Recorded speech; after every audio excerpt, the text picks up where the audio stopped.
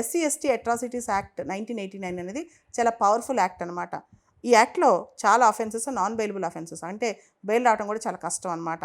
Caste నేమ్తో తిట్టినా, లేదా casteist discrimination చేసినా, లేకపోతే దానికి సంబంధించి ఎటువంటి వివక్ష చూపించిన, కుల వివక్ష చూపిస్తే యాక్ట్ వస్తుంది అనమాట. యాక్ట్ చాలా పవర్ఫుల్ యాక్ట్. ఇండియాలోనే ఎస్సీ ఎస్టీ అట్రాసిటీస్ యాక్ట్ అంటే ఆర్టికల్ 17 మనకు తెలుసు, అబాలిషన్ ఆఫ్ అన్టచబిలిటీ, దాన్ని బేస్ చేసుకుని వచ్చిన యాక్ట్ అనమాట. ఇది యాక్ట్ చాలా చాలా powerful act.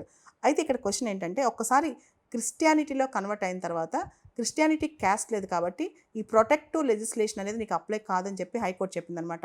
AP high court క్రిస్టియానిటీకి caste అనేది ఒక ఏలియన్ సబ్జెక్ట్, అంటే క్యాస్ట్తో క్రిస్టియానిటీకి సంబంధం లేదు కాబట్టి SC ST act provisions Christians invoke చేయడానికి వీల్లేదని చెప్పిందనమాట.